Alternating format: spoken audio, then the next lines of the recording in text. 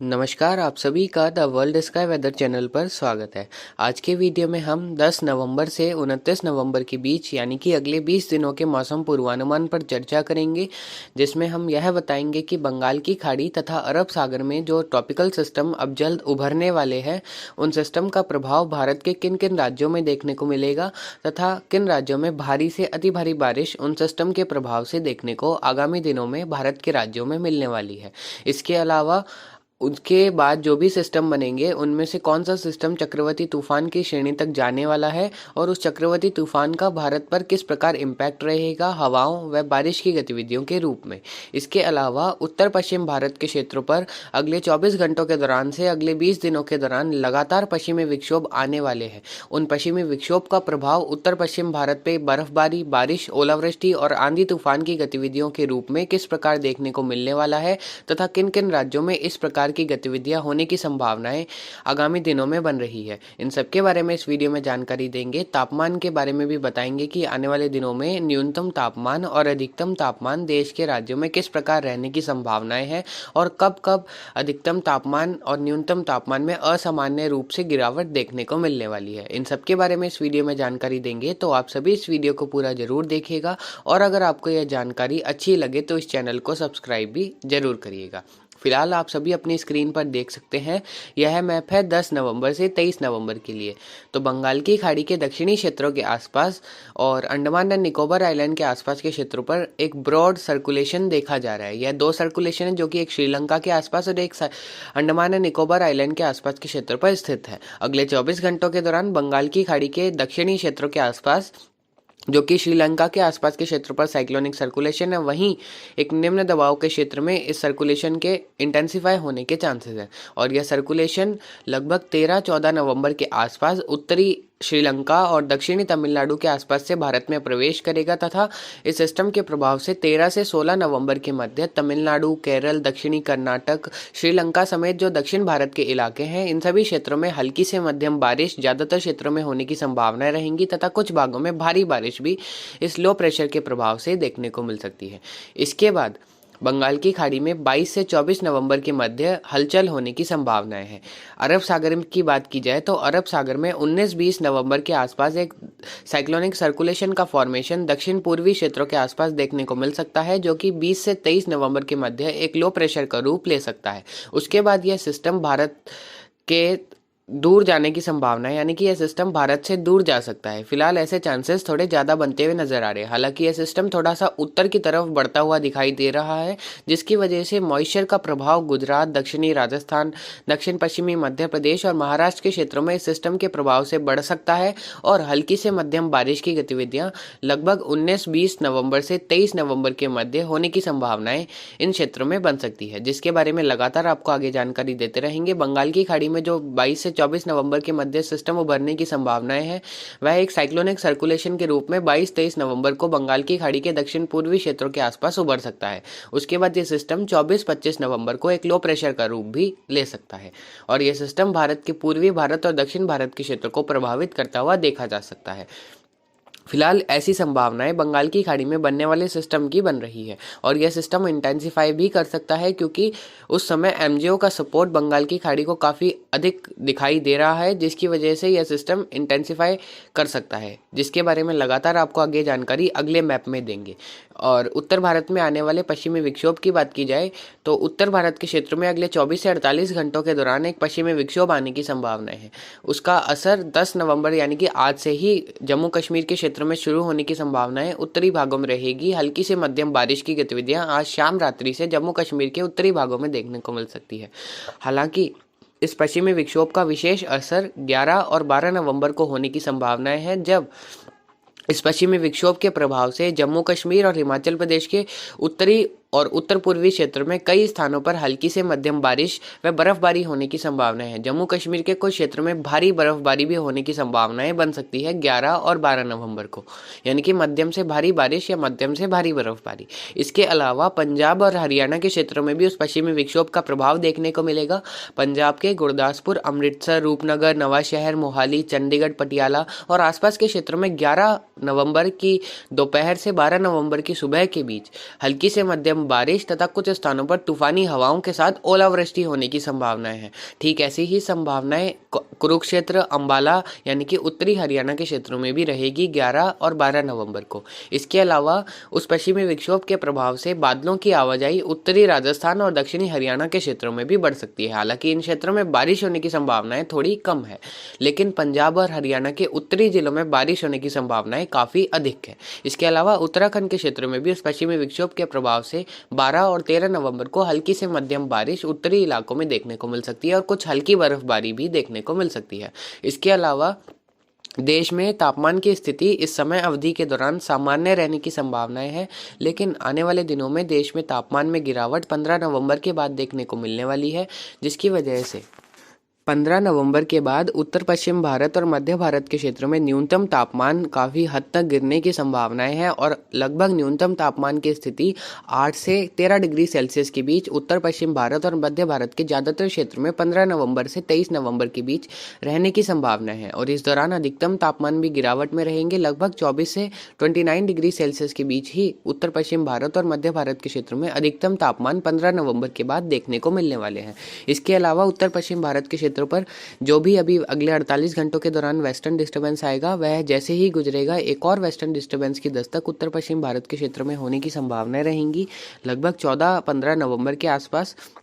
जिसका इम्पैक्ट 14 नवंबर से ही उत्तर पश्चिम भारत पर शुरू हो जाएगा और बादलों की आवाजाही ऊंचाई वाले बादलों के रूप में पंजाब, हरियाणा, दिल्ली, राजस्थान के क्षेत्र में भी 14-15 नवंबर को बढ़ सकती है। लेकिन उस पश्चिमी विक्षोभ का असर 15 से 17 नवंबर के मध्य मुख्यतः रहने की संभावनाएं हैं, जिसकी वजह से जम्मू कश्मीर के कई क्षेत्रों में भारी बारिश होने की संभावनाएं बन रही है। इसके अलावा हिमाचल प्रदेश और उत्तराखंड के भी कई भागों में हल्की से मध्यम बारिश में मध्यम बर्फबारी होने की संभावनाएं हैं। उस पश्चिमी विक्षोभ के प्रभाव से पंजाब के उत्तरी इलाकों में मौसम बदल सकता है। इसके अलावा उत्तर पश्चिम राजस्थान के क्षेत्रों में भी हल्की बारिश होने की संभावना है उस पश्चिमी विक्षोभ के प्रभाव से 16 नवंबर को बन रही है। इसके अलावा बादलों की आवाजाही ज्यादातर क्षेत्रों में रहने की संभावना है, जिसकी वजह से एक बार न्यूनतम तापमान में थोड़ी सी बढ़ोतरी हो सकती है 14-15 नवंबर को, लेकिन जैसे ही वह वेस्ट पश्चिमी विक्षोभ जाएगा न्यूनतम तापमान में काफी ज्यादा गिरावट रहेगी तथा 8 से 13 डिग्री सेल्सियस के बीच पंजाब, हरियाणा, राजस्थान के कई क्षेत्रों में न्यूनतम तापमान 16 नवंबर के आसपास से आगे देखने को मिलने वाले हैं। तो कुछ इस प्रकार पश्चिमी विक्षोभ का असर होने की संभावनाएं आगामी दिनों में उत्तर पश्चिम भारत के क्षेत्र पर रहेगी। 22 नवंबर के बाद उत्तर पश्चिम भारत के क्षेत्र पर एक प्रभावी पश्चिमी विक्षोभ आने की संभावना है, जिसके बारे में अगले मैप में आपको जानकारी देते हैं। तो आप सभी को समझ आ गया होगा 10 नवंबर से 23 नवंबर के बीच देश भर में किस प्रकार मौसम की स्थिति रहेगी। अब बात करते हैं 24 नवंबर से 29 नवंबर के बीच मौसम पूर्वानुमान की। तो इस समय अवधि के दौरान बंगाल की खाड़ी में जो 24-25 नवंबर को निम्न दबाव का क्षेत्र बनने की संभावना है, वह थोड़ा और इंटेंसिफाई होते हुए लगभग 26-27 नवंबर को एक डिप्रेशन का रूप ले सकता है, जिस प्रकार आप अपनी स्क्रीन पर देख सकते हैं। उसके बाद यह सिस्टम अगर ऐसे ही इस क्षेत्र के आसपास रहता है जहां 30 डिग्री सेल्सियस के आसपास सी सरफेस टेम्परेचर है और एमजीओ का सपोर्ट भी काफ़ी अधिक है, तो यह सिस्टम थोड़ा सा और इंटेंसिफाई होते हुए एक चक्रवाती तूफान का रूप ले सकता है नवंबर के अंतिम सप्ताह के अंतिम दिनों में, जिस प्रकार अभी फिलहाल संभावनाएं बन रही है। और उसके बाद उस सिस्टम के ट्रैक की बात की जाए तो वह सिस्टम जो व्हाइट लाइन का ट्रैक आप देख रहे हैं लगभग ओडिशा के क्षेत्रों की तरफ, उस ट्रैक पर इस सिस्टम के जाने की संभावनाएं लगभग 30% है। इसके अलावा आंध्र प्रदेश के क्षेत्रों में इस सिस्टम के जाने की संभावनाएं 50% है और 20% संभावनाएं इस सिस्टम की म्यांमार के क्षेत्रों की तरफ जाने की रहेगी। ज़्यादा संभावनाएं तो इसकी आंध्र प्रदेश और ओडिशा के क्षेत्रों की तरफ ही जाने की है। और अगर यह सिस्टम चक्रवाती तूफान बन जाता है तो इसकी highest intensity severe cyclonic storm रहने की संभावना है। उससे अधिक इस साइक्लोनिक स्टॉर्म की इंटेंसिटी फिलहाल बनती हुई नजर नहीं आ रही है, लेकिन आने वाले समय में इस सिस्टम पर लगातार नजर रहेगी, क्योंकि इस सिस्टम को लेकर थोड़े ज़्यादा फेरबदलाव अभी देखे जा रहे हैं। इसके अलावा अगर यह सिस्टम आंध्र प्रदेश या फिर ओडिशा के क्षेत्रों की तरफ लैंडफॉल करके भारत में प्रवेश करता है तो यह सिस्टम मध्य प्रदेश तक के क्षेत्रों की तरफ अपनी पहुंच बना सकता है, जिसकी वजह से मध्य प्रदेश के दक्षिणी भाग, इसके अलावा छत्तीसगढ़, महाराष्ट्र, तेलंगाना, आंध्र प्रदेश, ओडिशा, बिहार, झारखंड के दक्षिणी भागों में भी इस सिस्टम के प्रभाव से नवंबर के अंतिम सप्ताह में बारिश की गतिविधियों में बढ़ोतरी होने की संभावनाएं बन सकती है। इसके अलावा अरब सागर में भी एक साइक्लोनिक सर्कुलेशन का फॉर्मेशन लगभग 23-24 नवंबर के आसपास देखने को मिल सकता है अरब सागर के मध्य से लगाकर उत्तरी भागों के आसपास, जिसकी वजह से जो भारत के पश्चिमी तटीय क्षेत्र हैं, इसके अलावा गुजरात, दक्षिणी राजस्थान में बादलों की आवाजाही बढ़ सकती है तथा कुछ स्थानों पर हल्की से मध्यम बारिश की गतिविधियां भी नवंबर के अंतिम सप्ताह में होने की संभावनाएं बन रही है। इसके अलावा उत्तर पश्चिम भारत के क्षेत्र पर एक और वेस्टर्न डिस्टर्बेंस की दस्तक होने की संभावनाएं हैं, जिसमें पहला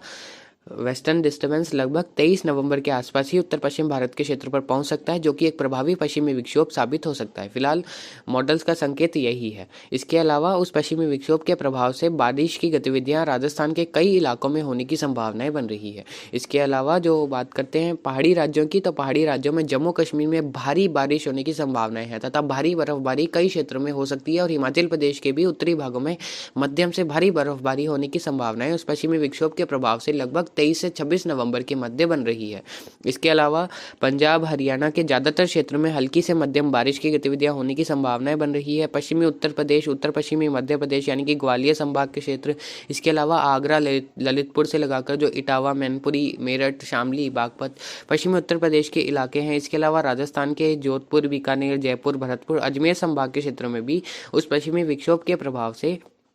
23 से 26 नवंबर के मध्य हल्की से मध्यम बारिश, तेज हवाएं व कुछ स्थानों पर ओलावृष्टि होने की संभावनाएं बन रही है। इस प्रकार उस पश्चिमी विक्षोभ का असर होता हुआ नजर आ रहा है। उम्मीद करते हैं आने वाले समय में इसी प्रकार का पश्चिमी विक्षोभ आए, क्योंकि जो राजस्थान के इलाके हैं, इसके अलावा पंजाब, हरियाणा के इलाकों के लोग हैं, यह सभी बारिश की गतिविधियों का इंतजार कर रहे हैं, क्योंकि इन सबको फसल बुआई इन लोगों ने कर दी है तथा यहाँ पानी की सुविधा थोड़ी कम है, इसीलिए वह सभी बारिश का इंतजार कर रहे हैं। तो उम्मीद करते हैं आने वाले समय में इसी प्रकार का पश्चिमी विक्षोभ आए तथा इन क्षेत्रों में इसी प्रकार की बारिश की गतिविधियां आने वाले समय में दर्ज हो, ताकि जो भी पानी की कमी है वह इन सभी क्षेत्रों में पूर्ति हो जाए।